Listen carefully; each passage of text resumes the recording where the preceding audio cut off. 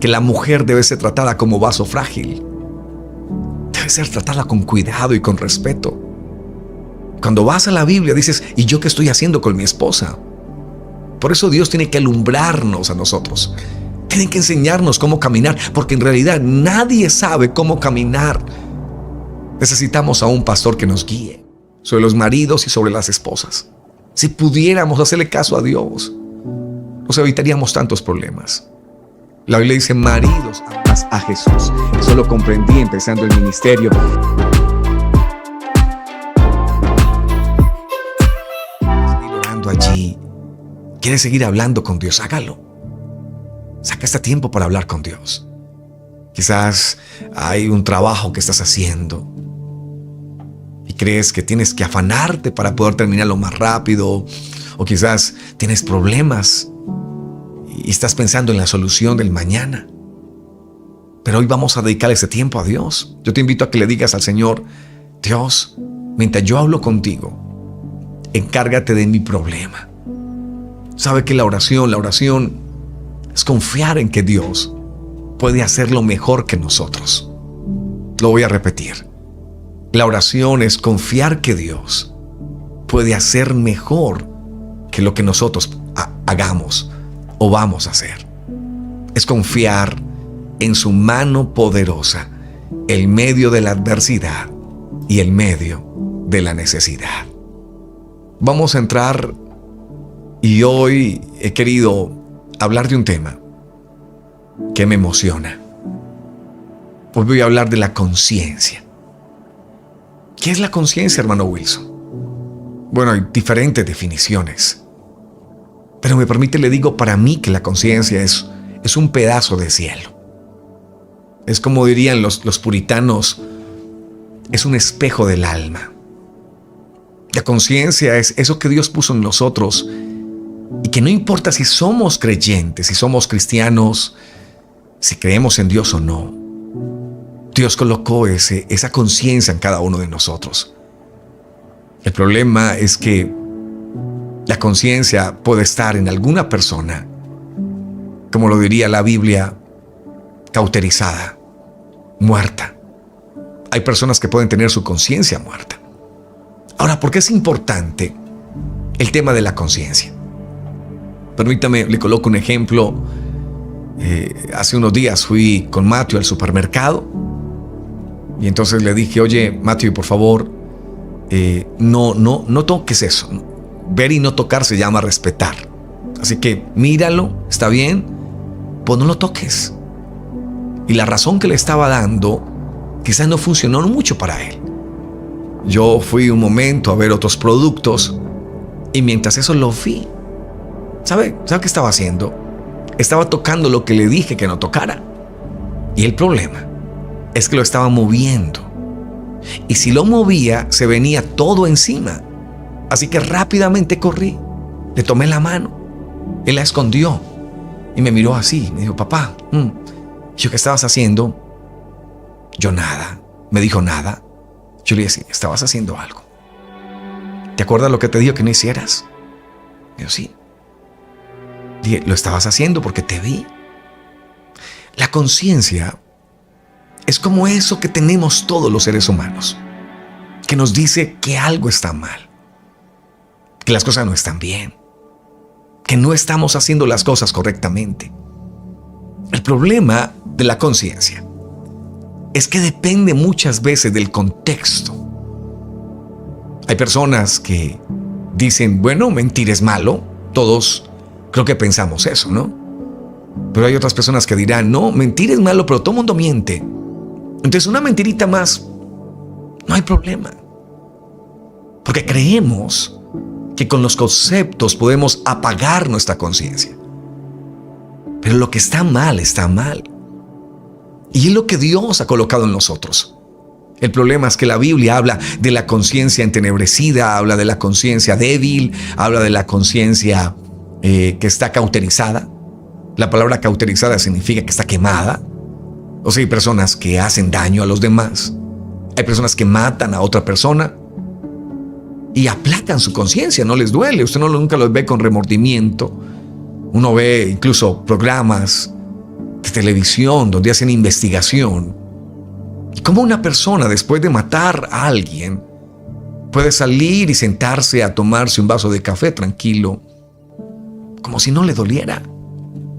Así que esa conciencia que Dios puso en nosotros puede estar muerta. Y es allí donde la Biblia nos habla de que la conciencia en realidad no es nuestra guía, porque su conciencia puede cambiar, pero la palabra de Dios no. Por eso la Biblia está puesta como lámpara. Me gusta eso, me gusta eso. Hay personas que tienen cauterizada la conciencia, la tienen quemada. Hay personas que tienen la conciencia en oscuridad. Y cuando llega la Biblia, lo que hace es alumbrarlos. Mira, tú no te das cuenta si estás sucio cuando estás en la oscuridad. El que practica el pecado está en la oscuridad. Él cree que está haciendo bien. El infiel dice, todos son infieles. Pues yo soy uno más, pero no, intentan aplacar la conciencia diciendo, pero yo le doy mercado a mis hijos. Soy infiel, pero yo sigo con mi esposa. Lo malo, en realidad no lo definimos nosotros. Porque si fuera así, entonces las personas que asesinan, las personas en la Segunda Guerra Mundial, que abrían las cámaras de tortura, ellos creían que estaban bien, que estaban siguiendo a Hitler, que estaban obedeciendo, que estaban libertando al país de Alemania. Entonces, ¿quién define lo que está bien y lo que está mal? Por eso la Biblia habla de la importancia de la conciencia. Te voy a regalar el primer texto. Hechos 24:16. Me gusta lo que dice Pablo.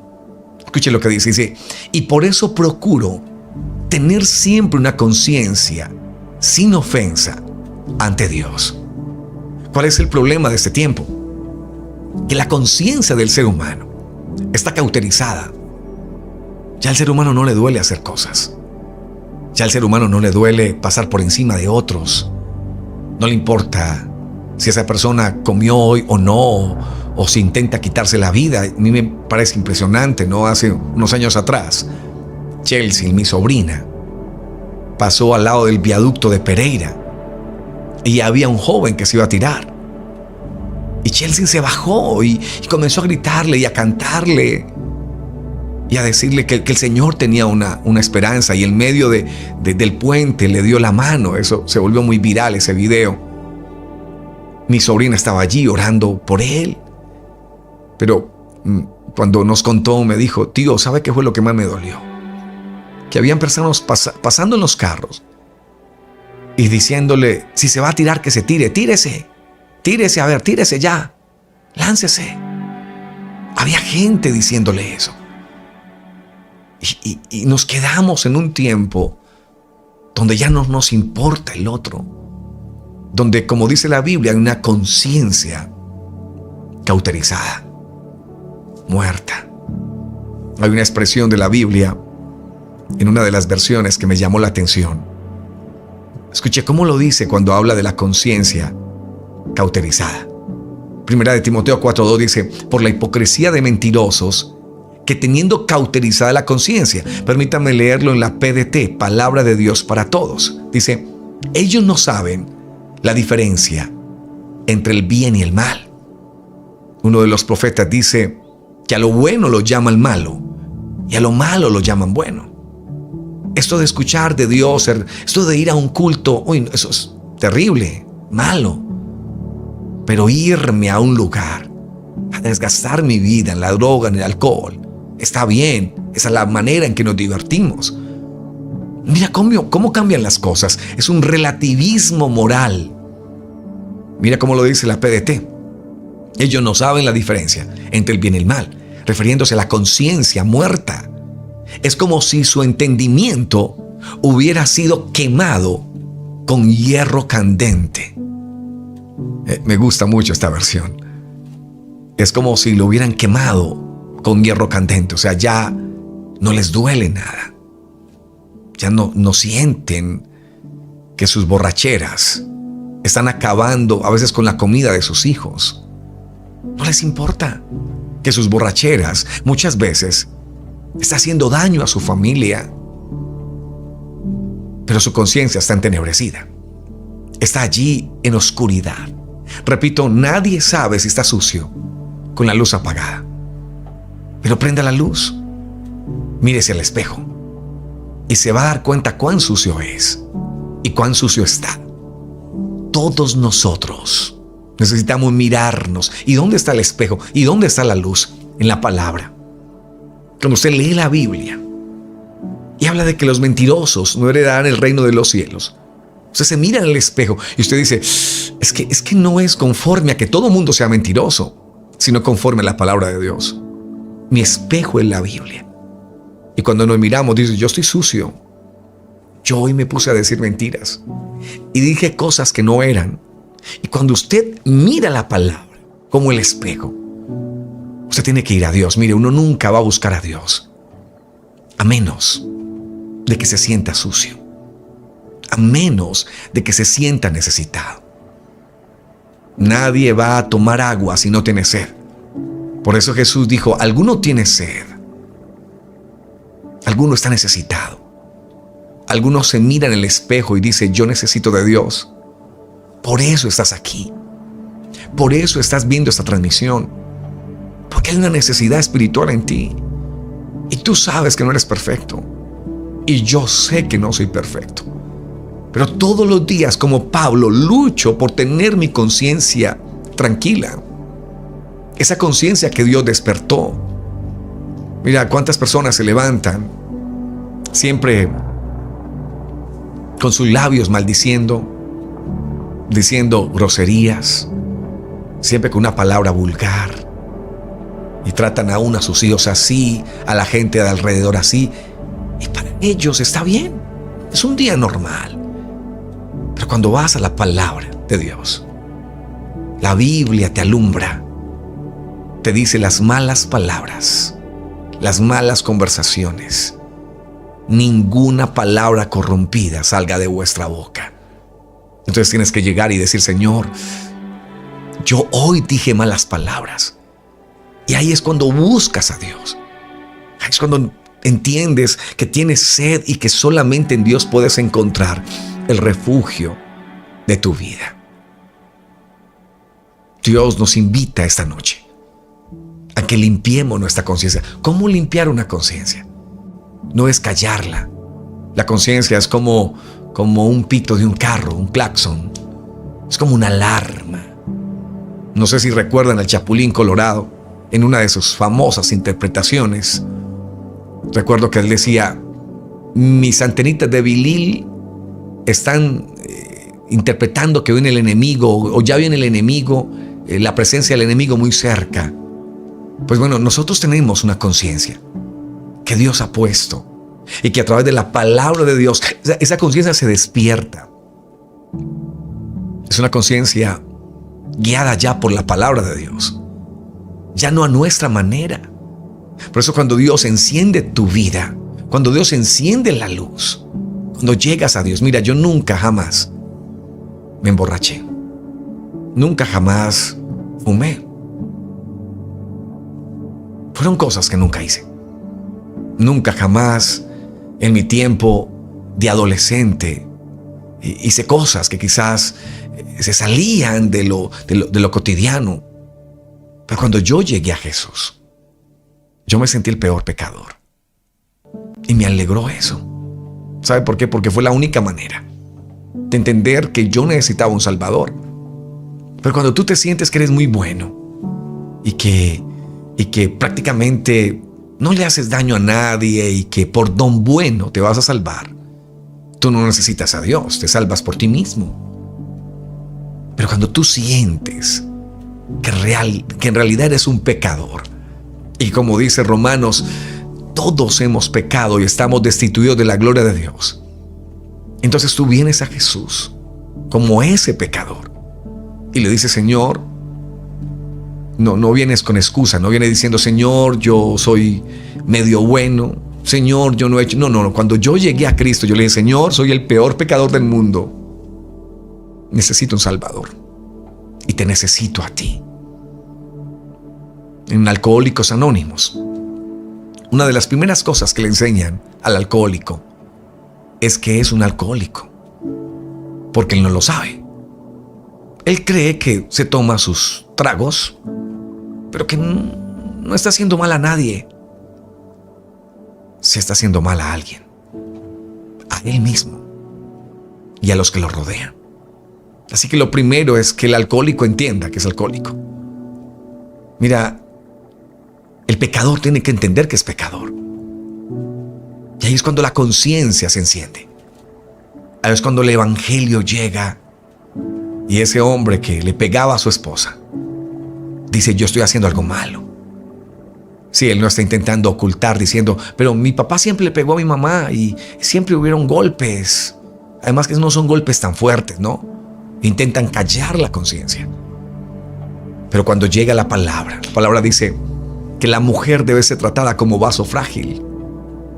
Debe ser tratada con cuidado y con respeto. Cuando vas a la Biblia dices: ¿y yo qué estoy haciendo con mi esposa?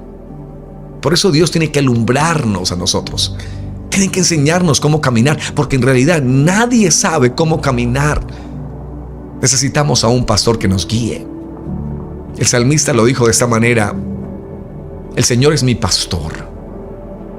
Y él sabía muy bien que las ovejas son torpes. Lo que él estaba diciendo es: yo no puedo guiar mi vida por mí mismo. El Señor es mi pastor, Él tiene que guiarme.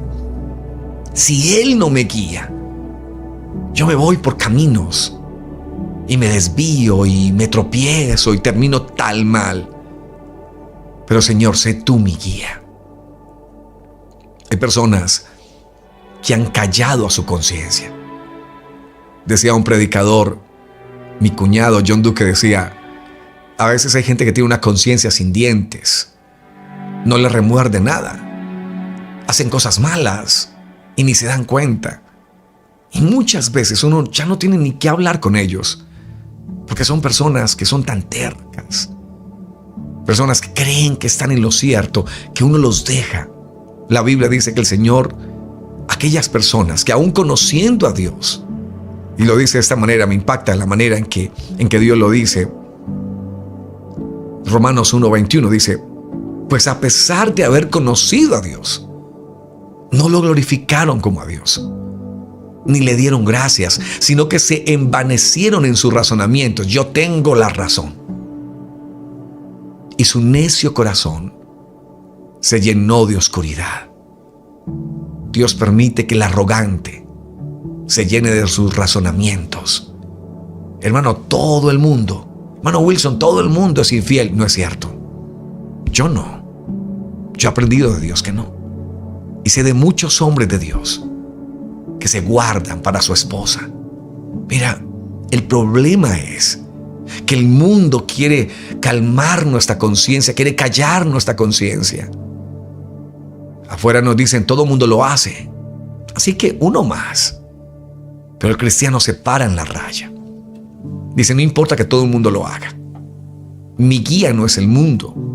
Mi guía no son los valores morales del mundo. Mi guía es la palabra de Dios. Cada que yo la abro, cada que yo la leo, es lámpara a mis pies tu palabra y lumbrera mi camino. Dios me enseña cómo caminar. Dios me enseña qué hacer. Hace unos días atrás estaba predicando y decía algo. Tristemente, hay muchos hombres que no valoran lo que tienen, a sus esposas. Y he visto hombres, igualmente mujeres, que tampoco valoran a sus maridos. Y yo decía, tristemente, la solución está en la palabra, pero queremos encontrar solución en otras cosas. Queremos encontrar solución en las novelas. Queremos encontrar la solución en las películas. Ve, así es como debe amarse. No es eso lo que te va a guiar. No son tus amigas ni tus amigos. Es la palabra. Y yo le decía a ellos, mire, si pudiéramos comprender lo que Dios dice sobre los maridos y sobre las esposas, si pudiéramos hacerle caso a Dios, nos evitaríamos tantos problemas. La Biblia dice: maridos, amad a vuestras mujeres como Cristo amó a la iglesia y se entregó por ella. El amor de un marido tiene que ser de entrega voluntaria, de entrega de amor. Y hay que amarla, dice la Biblia. Así que el amar no es un sentimiento. El amar es una decisión. Empieza con un sentimiento, pero se convierte con una decisión. Por eso vemos hombres que sus esposas han estado enfermas durante mucho tiempo, pero han estado ahí leales. Porque son hombres que entendieron que el amor va más allá de una relación sexual, más allá de un beso, más allá de una caricia. Entendieron que el amor real es ese amor que lo decides dar. Si pudiéramos entender eso, si pudiéramos entender lo que la Biblia nos enseña. Pero el problema es que amamos a veces conforme el mundo. No, el mundo ama con un actor de cine mirando a la muchacha más linda y diciendo: oye baby, ven que te quiero amar toda la noche. Y eso no es amor. El amor entre una pareja va más allá del eros. Va más allá de eso. Va más allá de compartir fluidos. Va más allá, es más profundo. Y si nosotros vivimos conforme al mundo, nuestra conciencia va a ser entenebrecida, va a ser endurecida. Cuando la conciencia es endurecida, creemos que lo que estamos viviendo y cómo estamos viviendo está bien. Pero ahí es donde Dios tiene que llamarnos la atención. ¿Sabe? El ser humano quiere huir a su conciencia. Pero es como aquellas personas que se pasan los semáforos en rojo y no hacen caso a la advertencia. La conciencia es como el semáforo en rojo. Quizás no te estrelle la primera vez ni la segunda, pero tarde que temprano, lo que tú siembres vas a recoger. Y si tú eres una persona que no guarda fidelidad, algún día estarás solo. Y aquella mujer que amaste no estará contigo. Y entonces dirás: ¿por qué? ¿Cómo poder regresar? Pero ya no puedes devolver el tiempo. Tarde que temprano, cuando te saltas tu conciencia, recibirás las consecuencias de pasarse los semáforos en rojo que Dios ha puesto. Dios ha puesto sus mandamientos no para amargarte la vida. No, Dios no puso los mandamientos para eso. Dios no dice: no robarás, como para amargarte la vida. No. Es porque no te gusta que te roben. Dios no colocó allí: no mentirás, para amargarte la vida. No, Dios lo colocó allí porque a usted no le gusta que le mientan. Y una vida llena de mentiras, tarde que temprano saldrá a la luz la verdad. Así que Dios escribió cada mandamiento por el bien nuestro. Por eso, cuando no obedeces la palabra de Dios, ni los mandamientos de Dios, y te los saltas, estás tomando tu conciencia y la estás callando. Le estás diciendo que todo está bien, que no hay problema, que tranquilo, que todo marchará bien. Vive la vida. Eso es lo que te dicen afuera. Dios dice: vive en mí la vida. En Cristo hay que vivirla. Es diferente a vivir la vida. Viva la vida, disfrute la vida. Espérate, disfrutémosla, pero en Dios, bajo su palabra. Porque cuando pasen los años, entenderemos que lo mejor que pudimos haber hecho fue haberle dicho a la palabra de Dios sí, a Cristo sí, y al mundo no. Pablo habla de la conciencia y dice: y por esto procuro tener siempre una conciencia sin ofensa ante Dios. Todos los días: Señor, examíname. ¿Qué hice malo hoy, Señor? ¿Qué no te agradó, Dios? Cuando uno vive así, uno siente esa paz en Dios. Dice: y sin ofensa ante Dios y ante los hombres. Me gusta eso de Pablo, porque no solamente es Dios, sino ofendí a mi esposa, ofendí a mis hijos, le dije algo que los hirió. Cuando examinas eso, y cuando oras y hablas con Dios y lees su palabra, entonces tienes que ir a organizarlo, a decir: hijo, perdóname. Yo nunca olvido a mi papá. Una vez me disciplinó muy fuerte. Y yo estaba enojado, ya estaba adolescente, ¿no? Estaba enojado y estaba en la cama. Y recuerdo que él bajó las escaleras y se sentó a mi lado. Yo no quería oírlo, estaba enojado con él. Pero luego me tocó, me dijo, hijo, ¿podemos hablar? Y yo me hice como el medio dormido. No quería ni que me hablara. Pero luego una vez más me dijo, hijo, ¿podemos hablar? Yo lo miré y le dije, ¿qué quiere decirme? Y nunca olvido eso. Me dijo, hijo, perdóname. No debía haberte corregido como lo hice. Perdóname.